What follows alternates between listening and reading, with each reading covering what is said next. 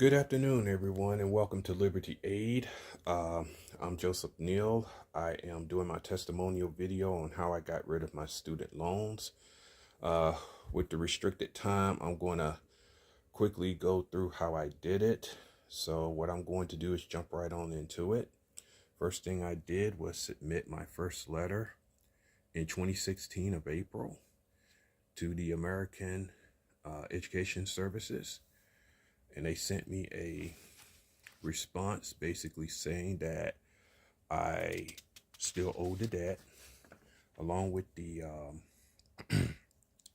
copy of the promissory note that I allegedly signed with my signature, but I don't recall doing that. So I sent the second letter, okay, in May of 2016. The first one was in April that same year, basically saying that they violated the FDCPA laws. They sent the second letter basically showing the same wording and a copy of the first letter attached with the promissory note that I allegedly signed. Okay, so during that time, I applied for the borrower defense for repayment in 2017 after I had moved to California. And during that time, I decided to take it to court to see if I would be successful.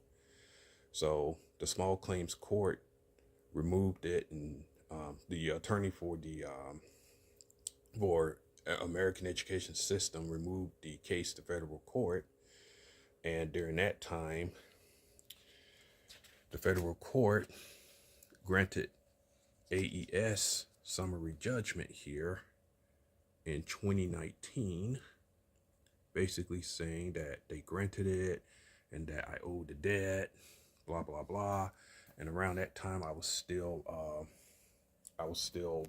had submitted my applications for the borrower defense to repayment to the U.S. Department of Education. And at that time, that's when the Sweet versus Davos case went on. So after I got my first decision, they denied both of my applications. But then a second lawsuit was filed about a few months later called Sweet versus Davos. Not Davos, but Sweet versus Cardona. Basically, the issue was the time period that people who filed their applications from 2017 to 2022, they didn't get their decisions in a timely manner. So with that lawsuit, that opened the door to people like me who had filed in 2017 to have our applications reconsidered. So what I did here was submit a request for reconsideration in June of 2021. And here it is of what I sent to them. And from there, okay, just want to show everybody what I did and when I sent the applications. Okay, so they reopened my case, and during that time they had reached a settlement in November of last year. So after that, I waited till they made a decision. So in July of 2023, my borrower defense application basically shows that they determined that I am entitled to a settlement for loans taken out for my enrollment at Alabama State University. And basically they were saying here that since I was a member of the Sweet versus Cardona lawsuit, here, trying to find where they show that they approved it. Okay, right here.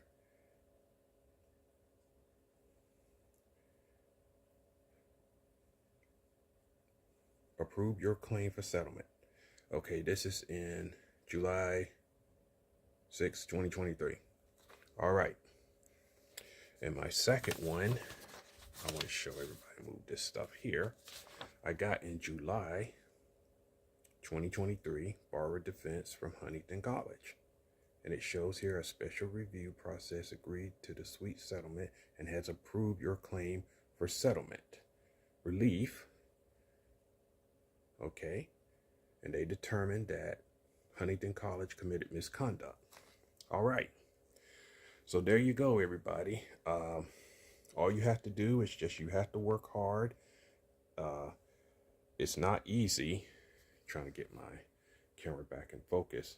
So it's not easy when you go up against these companies on your federal student loans. Now, keep in mind that that the borrower defense only discharge federal loans, not private loans. So, so this is the result. This shows everything that I've done here. Okay, so I hope this is helpful for everyone and Jay Baba. And I just want to say to Jack, thank you so much, and continue being blessed and helping people become financially free. Bye.